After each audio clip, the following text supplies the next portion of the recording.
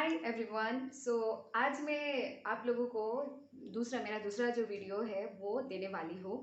मेरा लास्ट जो वीडियो था वो था क्वालिटेटिव प्रॉपर्टीज़ के ऊपर, लेक्चर नंबर 5 जो था। आज जो मैं पढ़ाने वाली हूँ वो है लेक्चर नंबर 6। लेक्चर नंबर 5 में जो पढ़ाया था वो क्वालिटेटिव प्रॉपर्टीज़ का 4 जो प्रॉपर्टी है वो 2 मैंने पढ़ा लिया था आगे का लेक्चर में। आप लोग चाहे तो देख सकते हैं, जिन लोगों ने नहीं देखा होगा मेरा लास्ट जो लेक्चर था लेक्चर नंबर 5। आज जो मैं पढ़ाने वाली हूँ वो है लेक्चर नंबर 6, और ये इसमें मैं पढ़ाऊंगी लास्ट जो दो कॉलिगेटिव प्रॉपर्टीज है, जो है depression in freezing point and the next one is osmotic pressure. हुआ तो मुझे लगता है आप लोगों ने समझ लिया होगा मैंने लास्ट दिन में जो पढ़ाया था। तो ज़्यादा टाइम नहीं बिता के मैं स्टार्ट करती हूँ आज का जो टॉपिक है। आज मैं पढ़ाऊंगी डिप्रेशन इन फ्रीजिंग पॉइंट। ये जो है 3 नंबर है प्रॉपर्टीज का, depression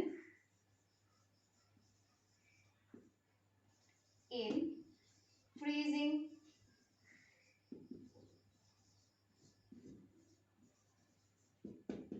depression in freezing point. अभी मेरा बात है कि ये जो डिप्रेशन इन फ्रीजिंग पॉइंट जो है ये क्यों हो रहा है, उसके पहले मैं बता देती हूँ इसमें फ्रीजिंग पॉइंट क्या है। फ्रीजिंग पॉइंट यहाँ पे ऐसा है कि जहाँ पे तुम लोगों ने, मैंने जो लास्ट वीडियो में बोला था वेपर प्रेशर के बारे में, तो ये भी वेपर प्रेशर के बारे में ही है। लेकिन वेपर प्रेशर का जो तब जो था वो बॉइलिंग पॉइंट का था। अभी जो होगा वो फ्रीजिंग पॉइंट का होगा। तो उसके उसके लिए मैं आप लोगों को बताऊंगी फ्रीजिंग पॉइंट क्या है। तो फ्रीजिंग पॉइंट क्या है, ये एक ऐसा टेम्परेचर है जहाँ पे क्या होगा, vapour pressure of the liquid state becomes equal to that of the vapour pressure at the solid state. मतलब लिक्विड स्टेट जब होगा कोई एक चीज का, उसका जो वेपर प्रेशर होगा, तो अगर सॉलिड स्टेट में भी वेपर प्रेशर का सेम टेम्परेचर, मतलब वेपर प्रेशर सेम हो जाता है दोनों का वेपर प्रेशर, लिक्विड स्टेट का जो वेपर प्रेशर है और जो सॉलिड स्टेट का जो वेपर प्रेशर है, दोनों इक्वल हो जाता है जिस पॉइंट पे, जिस टेम्परेचर पे, उसी को हम बोलेंगे freezing point. Okay, so you can say that it is the temperature at which the vapor pressure of the liquid state becomes equal to the vapor pressure of the solid state।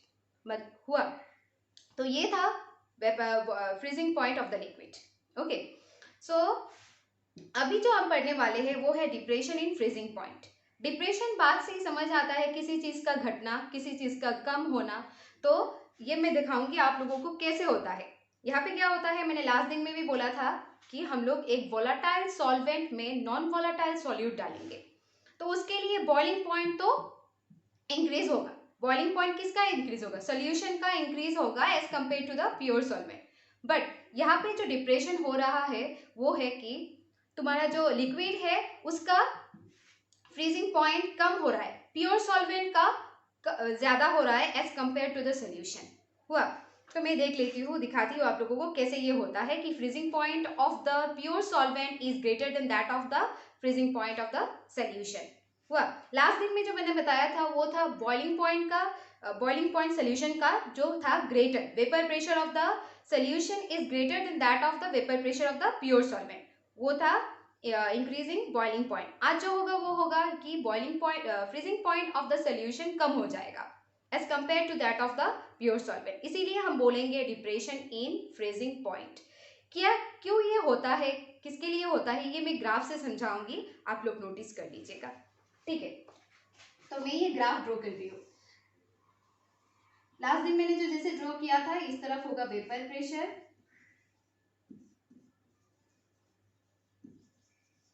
और इस तरफ होगा temperature, जो कि आज हम लोग पढ़ रहे हैं फ्रीजिंग पॉइंट के बारे में। तो इस तरफ हम नोटिस कर लेंगे टीएफ के बारे में और इस तरफ हम प्रेशर के बारे में बोल लेंगे।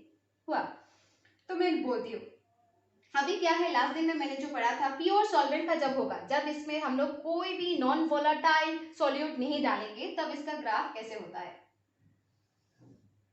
हुआ, तो ये यहाँ पे होगा प्योर सॉल्वेंट, ग्राफ ऊपर में होगा। अभी हम लोग जब सोल्यूशन बनाएंगे तो सोल्यूशन में हम लोग ऑलरेडी डाल चुके हैं, सोल्यूशन जब भी होता है सोल्यूट एंड सॉल्वेंट मिलके ही तो सोल्यूशन होता है, तो हम लोग सॉल्वेंट के अंदर में सोल्यूट डाल देंगे तब सोल्यूशन हो जाएगा।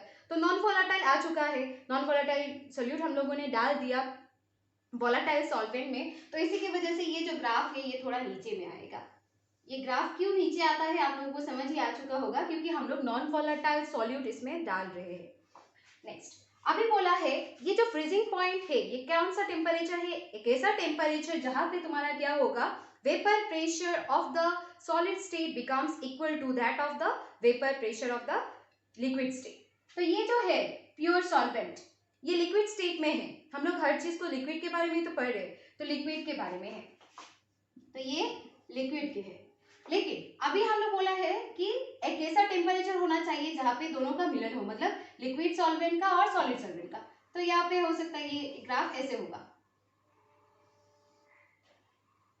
हुआ, तो ये है सॉलिड सॉल्वेंट मिल, तो ये this is the temperature which is known as freezing point. ना अभी ये जो ग्राफ है इसको भी तो ज्वाइन करना है, तो हम लोग ज्वाइन कर रहे हैं इसी के ग्राफ के साथ। ये पॉइंट में होगा, ये सोल्यूशन का है, तो ये जहाँ पे मिल रहा है तो उसको हम बोलेंगे, क्या बोलेंगे, सोल्यूशन का है तो ये होगा T of F, suffix F में लिखेंगे। और ये जो है ये प्योर का मिलन, प्योर सॉल्वेंट का मिलन हो रहा है सॉलिड सॉल्वेंट के साथ, at that point is known as T not F. हुआ, समझ में आया होगा आप लोगों को। और इसके बीच में जो डिफरेंस है उसको हम बोलेंगे डेल टी एफ। तो अभी हम लोग देखो ग्राफ से ही पता चल रहा है हम लोगों को कि प्योर सॉल्वेंट का जो टेम्परेचर है वो ज्यादा है as compare to the solution. T not F मतलब क्या है, नॉट कब आता है, जब उसमें प्योर होता है, उसमें अभी तक नॉन वोलेटाइल नहीं डाला है हम लोगों ने। अब जब हम लोग नॉन वोलेटाइल डाल देंगे तो उसका क्या होगा, टी एफ होगा, सोल्यूशन का होगा, दैट मीन्स तो सोल्यूशन का जो हुआ तो उसको हम लोग नीचे आ गया तब पीछे आ गया, तो हम लोग डेल्टा एफ जो टी एफ जो है उसका मतलब क्या है, difference. So final minus initial, final क्या है T not F minus T F जो कि सोल्यूशन का है, याद रखिएगा आप लोग। इसलिए हम लोग बोल रहे हैं depression in freezing point. Depression इसलिए बोल रहे हैं कि सोल्यूशन का टेम्परेचर जो फ्रीजिंग पॉइंट है वो कम हो रहा है और जो प्योर सॉल्वेंट का है उसका ज्यादा है। बॉइलिंग पॉइंट में ऐसा नहीं हुआ था, उल्टा हुआ था, सोल्यूशन का ज्यादा हो रहा था vapour pressure as compare to the pure solvent. तो हम लोगों ने ग्राफ ड्रॉ कर लिया। सिमिलरली लास्ट दिन हम लोगों ने जैसे किया था, हम लोग ग्राफ से बोल सकते हैं del T F is directly proportional to delta P, हम लोग बोल सकते हैं फ्रॉम ग्राफ से ही है, मतलब change in pressure is directly proportional to change in temperature, और you can say del TF is directly proportional to zeta b, हम बोल सकते हैं ये बात। तो नेक्स्ट हम क्या कर सकते हैं, del TF is equals to k, proportionality को हटाने के लिए हम लोग एक कांस्टेंट पुट कर रहे हैं जिसका नाम है k zeta b। नेक्स्ट हम क्या करेंगे, del TF is equals to k into zeta B जो है वो है क्या, मोल फ्रैक्शन है, तो हम लोग mole fraction of the solute है, mole fraction of the solute ही तो है, तो हम लोग क्या करेंगे जीटा बी के जगह पे हम लोग लिख सकते हैं N of B by N of A plus N of B हम लिख सकते हैं। लेकिन यहाँ पे हम लोग N of A plus N of B हम नहीं लिखेंगे क्योंकि ये है फॉर डाइल्यूट सोल्यूशन। लास्ट दिन याद है आप लोगों को मैंने पढ़ाया था कि डाइल्यूट सोल्यूशन में क्या होगा, सॉल्वेंट पार्टिकल ज्यादा होगा, तो इसलिए क्या होगा, number of moles of A will be very greater than number of moles of B।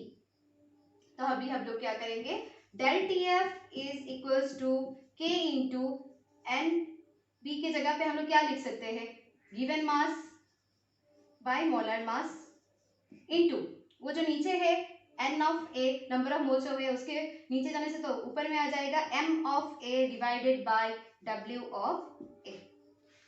हुआ, नेक्स्ट हम क्या कर सकते हैं, K into M A by 1000, इसको अलग से रख रहे हैं, और ये जो है W B by M B into 1000 by W ए।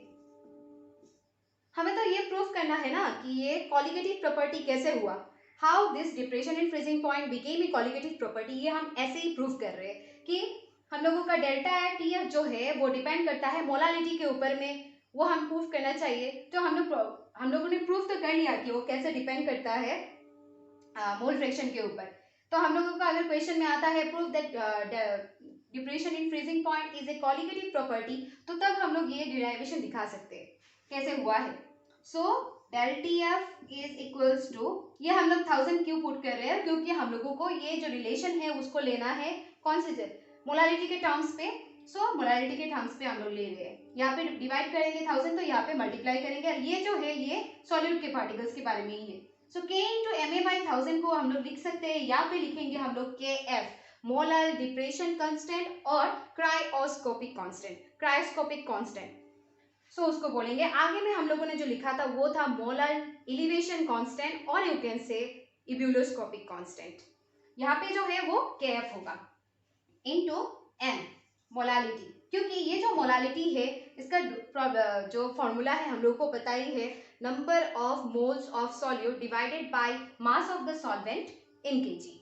ये केजी में है इसलिए हम लोग 1000 में मल्टीप्लाई कर रहे हैं, इसीलिए हम लोगों का यहाँ पे जो 1000 हुआ है, लास्ट दिन मैंने समझाया था क्यों हम लोगों ने ये 1000 करके लिया था नीचे में और ऊपर में। तो ये जो मोलालिटी है अभी यही तो है हमारा। तो अगर क्वेश्चन आता है शो दैट, हाँ ये बोर्ड में आ सकता है, सेवा बोर्ड में भी आ सकता है, ये सब ये एंट्रेंस में नहीं आएगा ऐसा शो दैट वाला क्वेश्चन, आप लोगों को तो पता ही है।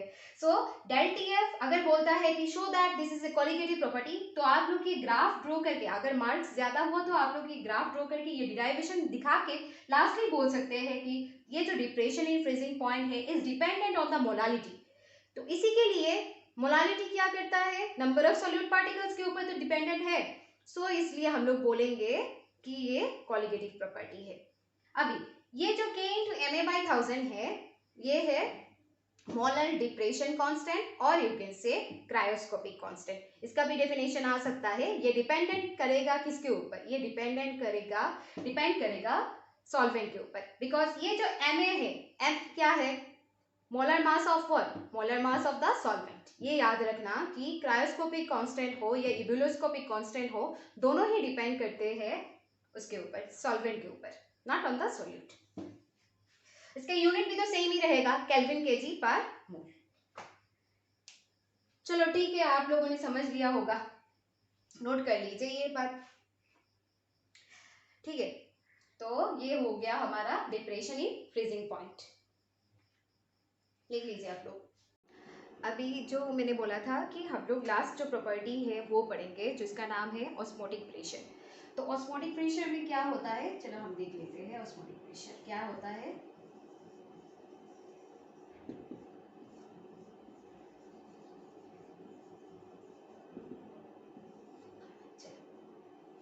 आप लोगों को पता ही होगा कि ऑस्मोसिस क्या है, हम लोगों ने बायोलॉजी में भी पढ़ा था कि ऑस्मोसिस होता क्या है। तो ऑस्मोसिस में हम लोगों ने पढ़ा था कोई भी चीज़ों का मूवमेंट जो होता है, सब्सटेंस का मूवमेंट जो होता है हायर कंसेंट्रेशन से लोअर कंसेंट्रेशन जब भी जाता है तो उसको हम बोलते हैं ऑस्मोसिस, हुआ। तो ये था ऑस्मोसिस का डेफिनेशन। अभी मैं समझाती हूँ आप लोगों को, एक एग्जांपल लेके मैं समझाती हूँ कि क्या होता है सॉल्यूशन में, कैसे ऑस्मोसिस होता है। लेकिन ऑस्मोसिस में एक सेमी परमिएबल मेम्ब्रेन भी होता है, इसी के लिए ये है SPM सेमी परमिएबल मेम्ब्रेन, ये है सॉल्यूशन 1, ये है सॉल्यूशन 2। इसका कंसेंट्रेशन हम ले लेते हैं C1, इसका कंसेंट्रेशन ले लेते हैं C2। एग्जाम्पल के दौरान मैं ले रही हूँ concentration 1 is greater than concentration 2।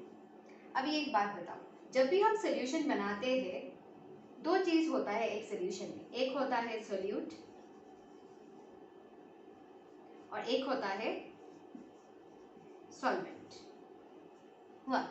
तो सॉल्यूट का यहाँ पे जो कंसेंट्रेशन ज्यादा हो रहा है, इसका मतलब ये है कि मतलब सोल्यूट ज्यादा है, तो सोल्यूट का क्या होगा, सोल्यूट का जो मूवमेंट होगा वो कहाँ से कहाँ होगा, C1 से C2 तक होगा, है कि नहीं। सोल्यूट एक्सेस कहाँ पे है, यहाँ पे ही तो है, इसलिए सोल्यूट जहाँ पे ज्यादा होता है उसको हम लोग बोलते हैं उसका कंसेंट्रेशन ज्यादा है।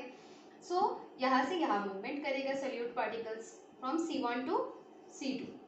याद रखिएगा आप लोग, ये टॉपिक जरूर याद रखें, क्योंकि ये जो वीडियो में ये जो दे रही हूँ मैं, ये एंट्रेंस में आता है कि सॉल्यूट का मूवमेंट कहाँ से कहाँ हो रहा है और सॉल्वेंट का मूवमेंट कहाँ से कहाँ हो रहा है। अभी सॉल्वेंट जहाँ पे एक्सेस होगा, सॉल्वेंट जब एक्सेस होगा दैट मीन्स क्या होगा, कंसेंट्रेशन कम होगा, मतलब क्या होगा, डाइल्यूट सॉल्यूशन होगा। तो सॉल्वेंट मॉलिक्यूल्स कहाँ से कहाँ फ्लो करेगा, यहाँ पे अगर सॉल्यूट ज्यादा है तो यहाँ पे सॉल्यूट कम है, हायर कंसेंट्रेशन से लोअर कंसेंट्रेशन। अभी सॉल्वेंट जो है उसका कंसेंट्रेशन कहाँ पे ज़्यादा होगा, जहाँ पे सॉल्यूट का कंसेंट्रेशन कम होगा। सो यहाँ पे सॉल्वेंट मूव करेगा फ्रॉम, सॉल्वेंट यहाँ पे ज़्यादा है और यहाँ पे सॉल्वेंट कम है, तो सॉल्वेंट का मूवमेंट कहाँ से कहाँ होगा, C2 से C1।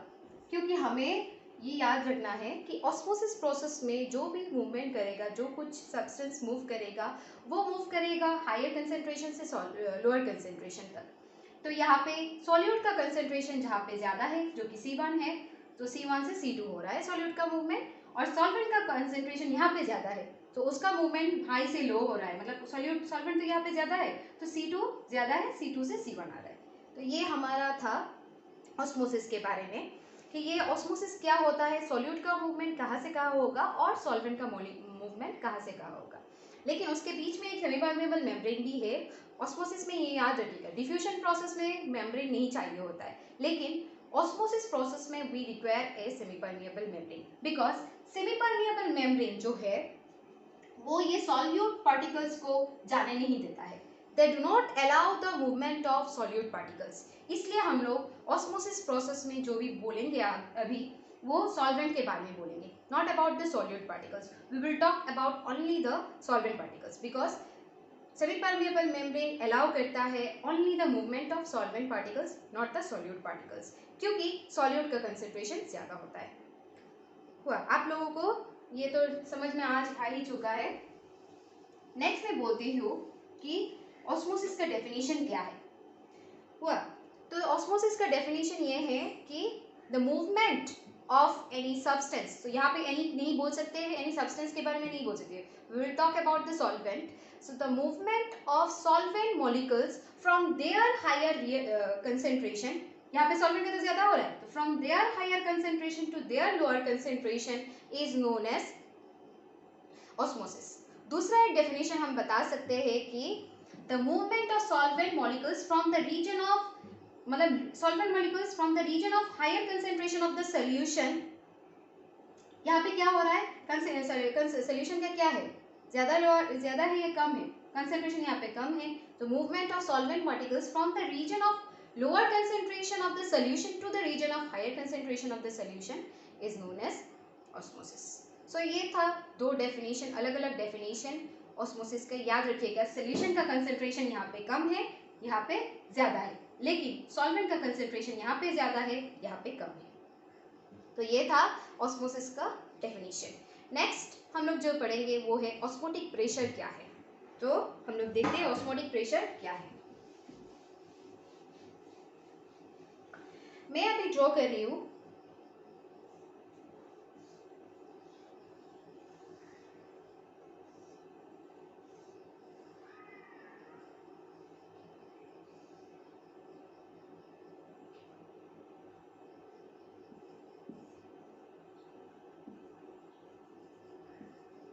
तो ये है पिस्टन,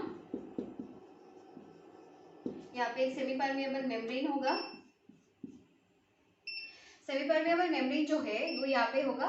यहाँ पे हम लोग ले रहे हैं प्योर सॉल्वेंट के बारे में, यहाँ पे जो है वो हम लोग ले रहे हैं सॉल्यूशन को। हुआ तो यहाँ पे सॉल्वेंट मूव करेगा, सॉल्वेंट का तो मूवमेंट का नेचर ही है, सॉल्वेंट का मूव करना है। तो ऑस्मोटिक प्रेशर क्या होता है, ये जो प्रेशर है यहाँ हम लोग डालेंगे minimum external pressure which must be applied on the solution side. यहाँ पे हम लोग एक प्रेशर डालेंगे इस तरफ करके, एक्सटर्नली हम लोग डालेंगे एक minimum external pressure such that the solvent molecules do not flow through the solution side. ये जो सॉल्वेंट मॉलिक्यूल्स है ये यहाँ पे नहीं जा सकता, उसके लिए हम लोग एक्सटर्नली एक प्रेशर डालेंगे जो सॉल्वेंट मॉलिक्यूल्स को सॉल्यूशन साइड में आने नहीं देगा।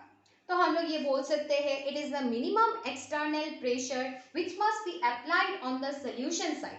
हम लोग सॉल्यूशन साइड में डालेंगे एक्सटर्नल प्रेशर जो है उसको डालेंगे to stop the flow of solvent molecules to the solution side when the solvent and the solution are separated by a semi permeable membrane। ये जो membrane है ये semi permeable membrane है। हुआ तो ये था ऑस्मोटिक प्रेशर का definition.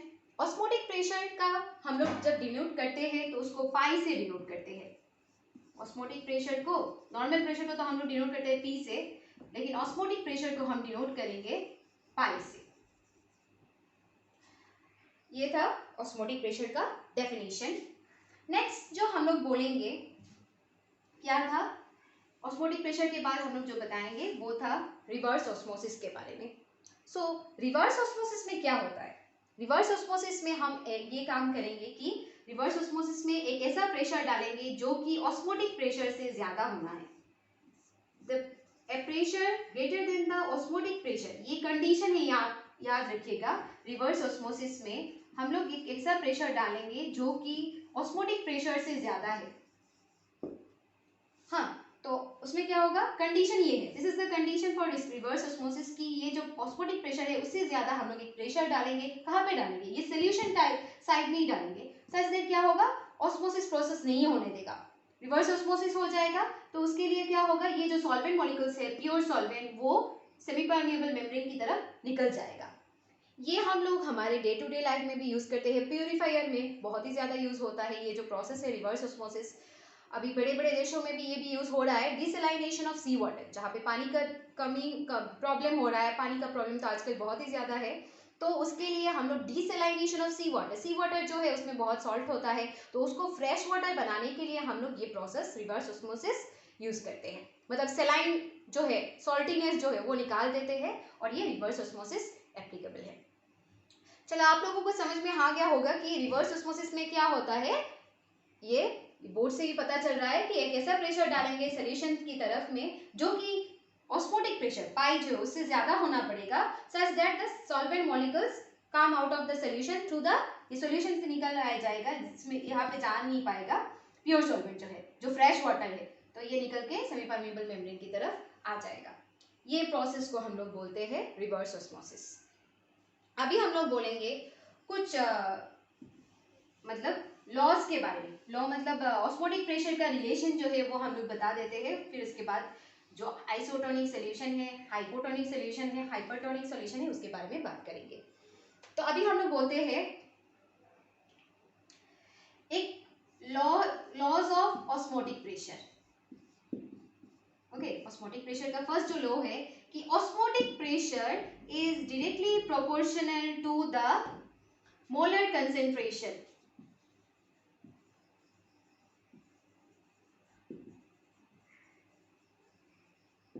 It is directly proportional to the molar concentration of the solution.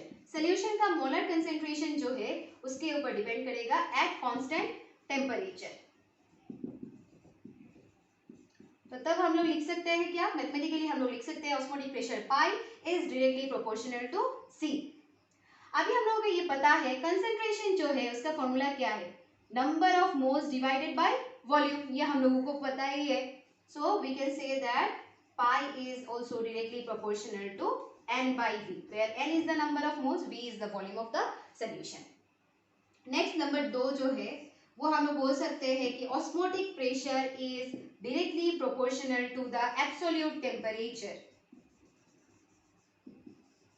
हाँ, ये हम लोग बोल सकते हैं कि टेम्परेचर के एब्सोल्यूट टेम्परेचर जो है उसके ऊपर भी डिपेंड करता है, डायरेक्टली प्रोपोर्शनल है, तो इसके लिए हम बोल सकते हैं पाई प्रोपोर्शनल टू टी। वाह, तो इसके हिसाब से हम लोग अगर करते हैं तो इसको हम लोग पुट कर देते हैं इक्वेशन नंबर 1, इक्वेशन नंबर 2। तो ये दोनों इक्वेशन अगर हम लोग कंबाइन कर लेते हैं तो कंबाइन करने के बाद हम क्या लिख सकते हैं, कंबाइन करने के बाद हम लोग यहाँ पे लिख सकते हैं combining equation 1 and 2, pi is directly proportional to N T by V, हम ये लिख सकते हैं। सो ये क्या था, pi is the osmotic pressure, pi is the osmotic pressure and n is the number of moles and T is the temperature and V is the volume. तो अभी हम लोग ये प्रोपोर्शनलिटी कंस्टेंट को तो हटाना पड़ेगा, सो pi is equals to n by V R T। तो ये R तो ये हमको पता ही है, हम लोगों को मिला ही है, PV is equals to nRT, तो ये R यूनिवर्सल गैस कांस्टेंट ही है। इस रिलेशन को हम लोग लिख सकते हैं पाई V is equals to nRT। याद रखिएगा आप लोग, ये n by v को हम लोग कंसेंट्रेशन भी बोल सकते हैं। We can write this relation as pi v is equals to nRT also, or you can say pi is equals to n by v जो है CRT भी लिख सकते हैं। इसका मतलब क्या है कि पाई जो ऑस्मोटिक प्रेशर है, it is directly proportional to the concentration और you can say it is directly proportional to temperature also. इसको हम लोग बोलते हैं वेन हाउस इक्वेशन भी बोल सकते हैं इन द सोल्यूशन। हुआ, तो ये था ऑस्मोटिक प्रेशर का रिलेशन। नेक्स्ट जो है वो मैं बताऊंगी आइसोटोनिक सोल्यूशन के बारे में। नाम से ही आप लोगों को पता चल रहा है कि आइसोटोनिक सोल्यूशन क्या है। उसके बीच में मैं बता देती हूँ, इसके ऊपर सम्स भी आ सकता है कि ऑस्मोटिक प्रेशर के क्वेश्चंस आ सकते हैं, sums depending on the osmotic pressure. ये जो रिलेशन है इसके ऊपर आ सकता है। चलो मैं ठीक है आप लोगों को बता देती हूँ आइसोटोनिक सोल्यूशन क्या है। उससे पहले आइसोटोनिक सोल्यूशन क्या होता है, हम लोग दो सोल्यूशन को ले रहे हैं जिसका ऑस्मोटिक प्रेशर इक्वल होगा। हम लोग सोल्यूशन दो ले रहे हैं, सपोज सोल्यूशन 1 एंड सोल्यूशन 2। ये दोनों सोल्यूशन का जब osmotic pressure suppose pi 1 for solution 1 and pi 2 for solution 2, इन दोनों का जब ऑस्मोटिक प्रेशर इक्वल होगा तब हम बोल सकते हैं आइसोटोनिक। आइसो मींस सेम, तो आइसोटोनिक सोल्यूशन बोल सकते हैं। ये कब होगा, जब हमारा कंसंट्रेशन इक्वल होगा। तो हम लोग बता सकते हैं कि इसका definition, when two solutions of same osmotic pressure due to same or you can say identical molar concentration, when they are separated by a semi-permeable membrane, then the solution is known as isotonic solution. अभी next हम लोग बताएंगे hypertonic solution and hypotonic solution.